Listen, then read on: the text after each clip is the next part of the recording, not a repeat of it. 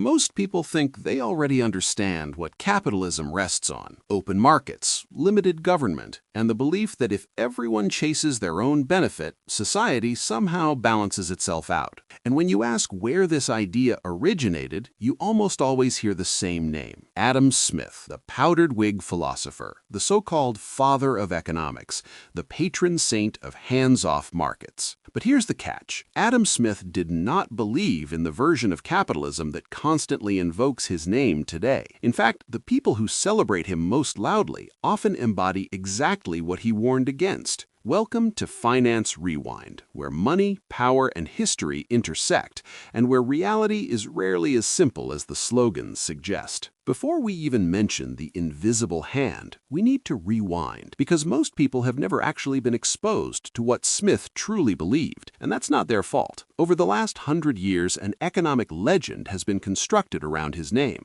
It's been repeated so often that it feels like basic truth. The story goes like this: governments should stay out of markets, competition should run unchecked, and prosperity will naturally follow for everyone. Later economists labeled this philosophy laissez-faire, a French term meaning let it be, or more plainly, don't interfere. According to the myth, Adam Smith invented this idea. He supposedly believed markets should operate without oversight, that self-interest was more reliable than public institutions, that unrestricted commerce represented the highest form of progress. It's a tidy narrative, simple, elegant, ideological. There's just one problem: Adam Smith never said any of that, not once. If Smith were alive today and shown what modern capitalism calls free markets, he might reasonably ask who altered his work and why all the cautions were removed. So let's step back into Adam Smith's actual world, not the version reduced to bumper sticker economics, but the one he experienced firsthand. Smith was born in 1723 in Scotland, a harsh place marked by limited mobility and rigid social hierarchy,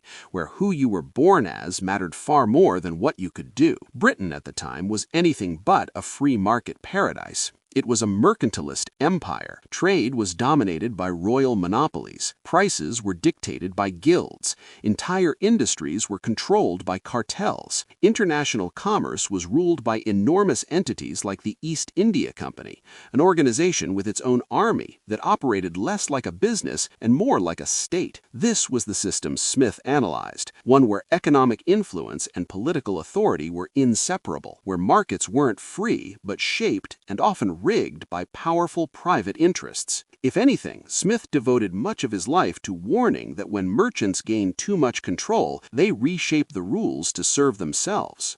He famously observed that people of the same trade seldom meet together, but the conversation ends in a conspiracy against the public. In plain terms, when business elites gather, the public usually pays the price. That's hardly an endorsement of unchecked capitalism. There's another detail conveniently left out of most textbooks. Adam Smith wasn't trained as an economist. He didn't even see himself as one. He was a moral philosopher. His work focused on human behavior, empathy, fairness, and the psychological foundations of social cooperation. Years before The Wealth of Nations, Smith wrote The Theory of Moral Sentiments, a deeply philosophical exploration of morality. And when you actually read it, one thing becomes immediately clear. Smith believed societies function only when people act with restraint, empathy, and shared responsibility. He didn't think greed powered civilization. He believed moral behavior did, which brings us to the most misunderstood concept tied to his name: the invisible hand. Nearly everyone has heard the phrase,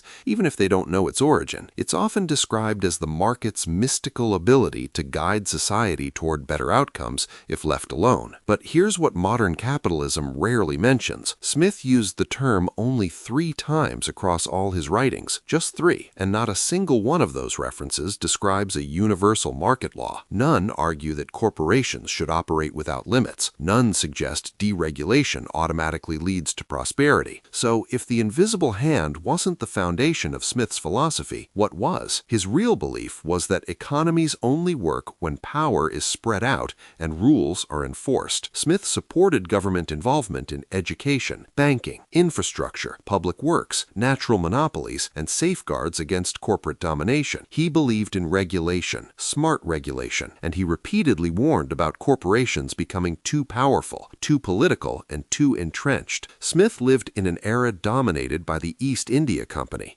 a monopoly so vast it controlled land, armies, and global trade routes. He described it as a blood-stained monopoly, a force that corrupted governments and warped markets. If Smith were alive today, looking at certain tech giants, pharmaceutical empires, or financial institutions, he might ask a simple question: did anyone actually read what I wrote? The irony, almost darkly comedic, is that Adam Smith has been transformed into the symbol of an ideology he explicitly cautioned against. It's as if his critics hijacked his identity and used it to justify the very abuses he spent his life condemning. To really grasp what Adam Smith was saying, you have to start with an odd reality. The invisible hand barely exists in his body of work. It appears only 3 times in everything he ever wrote, twice in his major books and once in an early essay. And in none of those instances does it describe markets effortlessly correcting themselves. There's no claim that markets naturally self-regulate, no argument that greed somehow produces balance, no suggestion that selfish behavior reliably leads to social good. If anything, Smith treats the invisible hand as a rare fluke, an occasional moment where human flaws accidentally lead to a positive result. It wasn't an economic law, it was more like a footnote on human imperfection. The first appearance comes from The History of Astronomy, a lesser-known essay Smith wrote before his fame. Here, the invisible hand has nothing to do with money or trade. It refers to superstition, the human instinct to explain the unknown by invoking gods or unseen forces. Smith is observing how people invent comforting explanations when reality feels chaotic. Ironically, if modern capitalism wanted an honest metaphor, that one might fit better, but it's never quoted for obvious reasons. The second reference, the one everyone knows, appears in The Wealth of Nations. Yet even here, the context is almost always erased. Smith describes a merchant who chooses to invest locally rather than abroad, not out of civic virtue or economic wisdom, but out of fear. Foreign trade feels risky. Staying close to home feels safer. That fear, Smith explains, unintentionally benefits domestic industry. That's the entire point. Not a universal principle, not a market rule, just a single example where private anxiety accidentally produces a public good. But when later economists went searching for a catchphrase to justify deregulation, they elevated that moment into something sacred. If irony ever needed a face, it would probably look like Adam Smith watching people confidently misunderstand his work. The third and final use appears in The Theory of Moral Sentiments, and it's the most revealing of all. Smith criticizes wealthy landowners, whom he describes as vain and insatiable, for hoarding resources. Yet, despite their excess, they end up distributing some wealth, simply because they cannot consume everything themselves. They don't share out of generosity, they share because biology has limits. A person can own endless land, but they can only eat one meal at a time. That, in Smith's moral framework, is the invisible hand, the rich unintentionally sustaining the poor, because even greed eventually hits a physical ceiling. This isn't praise for inequality. It's closer to a tired acknowledgement that even selfishness has constraints, and society survives on the scraps that fall through. So Smith's 3 invisible hands are, in essence, superstition, fear, and the limits of excess, hardly the sacred foundation of modern free market ideology. Yet throughout the 20th century, this tiny metaphor was inflated into something enormous. Economists from the Chicago School, Reagan-era policymakers, corporate lobbyists, and free market think tanks turned the invisible hand into doctrine. It became proof that regulation was harmful, that governments were were inherently inefficient and that markets, if left alone, would naturally create order. The invisible hand stopped being a metaphor and became a mandate, not a tool for understanding markets, but a weapon for opposing rules. Adam Smith was recast as the intellectual poster child of deregulation, despite spending much of his career warning that merchants, when unchecked, would bend markets to serve themselves. This shift wasn't accidental, it was deliberate. As industrial empires rose in the late 19th and early 20th centuries, railroads, steel trusts, oil monopolies, they needed philosophical cover. Figures like Andrew Carnegie and John D. Rockefeller didn't just want freedom from regulation, they wanted moral legitimacy. They found it in a stripped-down version of Smith. Later, during the Cold War, that simplified Smith became even more useful. Capitalism needed a moral story to counter communism, and the invisible hand, cleansed of context and complexity, fit perfectly. It was sold not as an observation, but as a universal law, a law that just happened to benefit those already in power. What Smith actually feared was precisely what the 20th century delivered: corporations so massive they could fix prices, influence legislation, and overpower governments. He warned that merchants, if left to themselves, would deceive and oppress the public. He argued that monopolies destroy competition and that governments must step in to protect workers, fairness, and market integrity. But those sections didn't survive the retelling. The version of Smith that endured was simplified, polished, and hollowed out. The moral philosophy was removed, the warnings were ignored, the nuance disappeared, and the uncomfortable truths were quietly buried. It's a familiar pattern in history. Powerful interests extract the one sentence that serves them and discard the rest. They celebrate the invisible hand while silencing Smith's condemnation of corporate power. They praise his faith in markets while ignoring his outrage at inequality. They praise the free market while forgetting a crucial point. Smith saw markets as something humans design, not a force of nature, and anything built by people needs structure, rules, supervision, and ethical limits. Here's the part modern policymakers tend to dodge. Smith never believed that self-interest would consistently lead to good outcomes. He believed it often produced disastrous ones. The Wealth of Nations wasn't written to celebrate flawless markets. It was written to expose why they break. Smith laid out how monopolies emerge, how cartels fix prices, how corporations capture governments, and how economic power inevitably concentrates. The invisible hand was never the solution, it was the exception. But over time, the exception became the slogan. When you fast forward from Smith's era to our own, the irony is almost unbearable. We've built an entire economic ideology around a phrase he barely used, while ignoring the hundreds of pages where he predicted the exact problems we now face: concentrated power, corporate dominance over public institutions, and markets not warped by regulation, but by those wealthy enough to write the rules. Every major economic crisis of the last century, from the Great Depression to the 2008 financial collapse, follows the same pattern Smith warned about. When powerful actors operate out of sight,